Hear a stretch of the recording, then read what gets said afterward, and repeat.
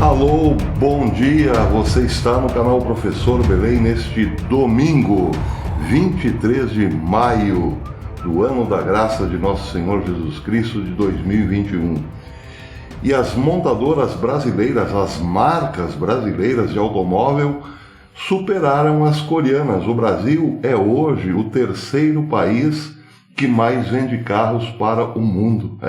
As três principais marcas brasileiras estão com tudo: alta tecnologia, alta performance e bom preço. Daí a receita para dominarmos o mercado mundial de automóveis. A Toyota que se cuide. É fake news? É fake news. O Brasil poderia, sim, ser uma Coreia da vida no mercado automobilístico. Por que não? Por falar em fake news, outra fake news bastante interessante. O Brasil está entre os países que mais produzem armamentos pesados de qualidade hoje. Também é uma fake news, claro, mas podia ser verdade. O fato é que velhas raposas da política, as oligarquias do passado, nunca permitiram que o Brasil tivesse grandes montadoras de automóvel, por exemplo, porque aqui nunca se apoiou a fabricação nacional de carros e impediu também que o Brasil fosse uma potência bélica. Pois é, no tempo da guerra do Irã contra o Iraque, por exemplo, nos longínquos anos 80, o Brasil chegou a produzir um dos melhores tanques de guerra do mundo, o Osório. Sem falar que nós temos uma vocação também na aviação. E tudo começou com Santos Dumont, embora os americanos digam que não foi Santos Dumont o pai da aviação, mas foi sim. E o Brasil poderia figurar entre também os maiores fabricantes de aviões do mundo, caças, por exemplo. Ao invés de comprarmos os Rafales da Suécia, poderíamos nós mesmos criar os nossos caças. Em relação a mísseis, uma notícia bastante interessante. O Times of Israel fez uma reportagem mostrando que alguns foguetes ou alguns mísseis romperam a cúpula de ferro, a impressionante cúpula de ferro, o impressionante escudo de defesa israelense.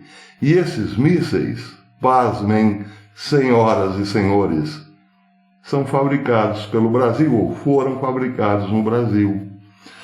Bem, em relação à Times of Israel, a matéria saída na Times of Israel, não se fala de mísseis brasileiros na mão do Hamas, mas sim de um míssil chamado Sijed. Bem, a matéria diz que o Sijed rompeu a cúpula de ferro, e o Sijed foi adquirido pelo Hamas por alguns países árabes. O que invalida uma matéria da Al Jazeera, eu já havia falado sobre isso, uma matéria que foi ao ar o mês passado, um documentário mostrando como o Hamas fazia os seus mísseis. Segundo a matéria do Al Jazeera, os mísseis eram feitos a partir de projéteis disparados em 2015 pelas forças de defesa de Israel contra o Hamas. Pois os palestinos haviam pego os cartuchos vazios deixados por Israel e começaram a fazer mísseis. Conversa para boi dormir. Os mísseis vieram, a sua grande maioria, do Irã, para o Hamas, mas também o tal Sigel, um míssil capaz de romper a cúpula de ferro. Acontece que o jornalista brasileiro Vitor Vieira, do Vidiversos, foi atrás dessa história, conferir essa história, e descobriu que o Sigel é um míssil brasileiro. A matéria saída hoje no Vidiversos diz o seguinte: nos anos 80, a Avibras desenvolveu o sistema de lançamento de foguetes Astro 2, fornecendo o armamento para vários países, entre eles o Iraque e a Arábia Saudita. O Astro 2 e seus foguetes foram usados por Saddam Hussein na guerra contra o Irã. Foram também usados na Guerra do Golfo por ambos os lados. uma vez que a Arábia Saudita fazia parte da coalizão liderada pelos Estados Unidos. Conforme pesquisa realizada em materiais de conclusão de curso do Centro de Instrução de Artilharia de Mísseis e Foguetes do Exército Brasileiro, pode-se constatar quais foram ou quais foguetes são operados pelo sistema Astro 2. E aqui ele mostra uma foto que, de acordo com o caderno de instrução do Centro de Instrução de Artilharia de Foguetes do Exército Brasileiro, atualmente o sistema Astro trabalha com munições SS-09TS, SS-30, SS-40 e SS-60. O foguete SS-60, produzido pela Avibras, é lançado normalmente a partir do sistema Astro 2, também da Avibras. Esses armamentos foram vendidos para alguns países árabes e no Iraque o foguete SS-60 é conhecido como Sigel. O foguete usado pelo Hamas nos últimos ataques contra Israel desde o dia 11 de maio. Bem, o que essa matéria quer dizer exatamente? Não quero falar sobre Hamas e sobre Israel.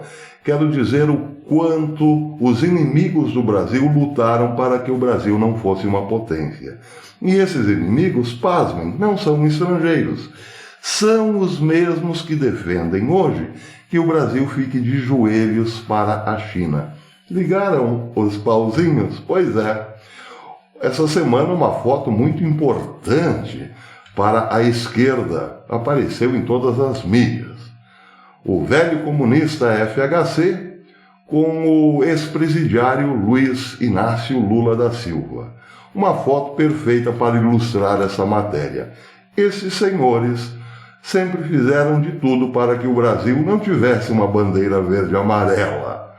Pois é, mas graças a Deus a nossa bandeira jamais será vermelha. Mas no bojo dessa conspiração antipatriótica está também essas ações de fazer com que o Brasil seja sempre uma colônia, um país secundário, um país anãozinho na política internacional e na economia. E Bolsonaro já disse, não queremos ser um país de miseráveis sentados sobre uma montanha de ouro. Bem, o destino do velho país ou do novo país que queremos está nas nossas mãos. Agora é preciso que entendamos o seguinte, sem voto impresso e auditável, esses senhores que fizeram de tudo para que o Brasil não fosse uma potência em nada, podem voltar. Você pode dizer, bem, mas espera aí, Bolsonaro, por onde vai arrasta multidões. Acontecia isso nos Estados Unidos há bem pouco tempo atrás. Ninguém, em sã consciência, diria que Donald Trump perderia para um sujeito que sequer campanha fazia. Mas perdeu. Muito bem, notícia importante de hoje. Bolsonaro convocou, agora já é 10 e alguma coisa, o presidente já está certamente pilotando sua moto pelo Rio de Janeiro, ou a convocação do presidente para um passeio de moto lá na cidade maravilhosa. Ela deveria acontecer desde as 10 de hoje, partindo do Parque Olímpico na Barra da Tijuca. A expectativa é que 10 mil motos passem pela entrada do local. O cortejo partirá às 10 horas pela Avenida Abelardo Bueno, em direção à Barra da Tijuca. Vamos ver se...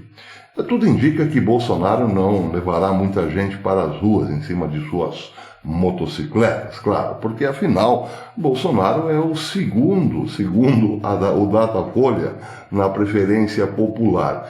E o Rio de Janeiro sempre foi de esquerda, ou pelo menos passou longos anos na mão da esquerda. Certamente Bolsonaro não levará ninguém para as ruas. Pois é. É brincadeirinha, tá, pessoal? Notícia interessante também saída hoje na mídia brasileira alternativa. O senador Girão pode complicar a coisa para o lado de Aziz e Renan.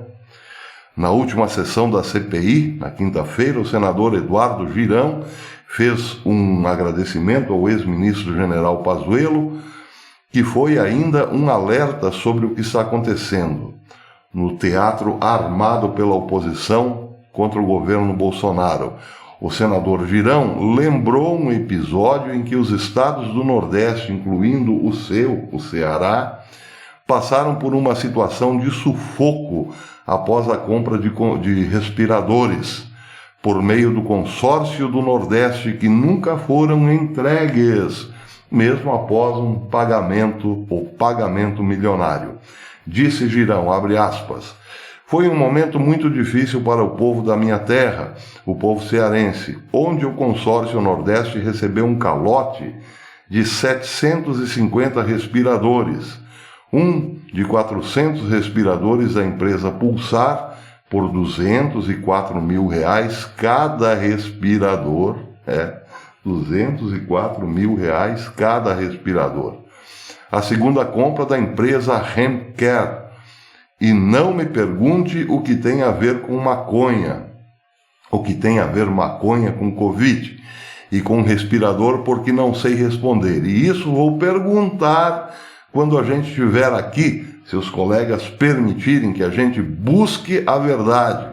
O presidente desse consórcio, o Dr. Carlos Gabas, que foi ministro da Dilma. Em relação a Pazuello, ele disse que o general Pazuello, quando o senhor naquele momento estava ali coordenando a logística com o ministro Nelson Teich, eu tive a oportunidade de agradecer, porque o Ministério da Saúde, imediatamente após esse calote, teve a sensibilidade de cobrir os furos, os respiradores faltantes para os estados.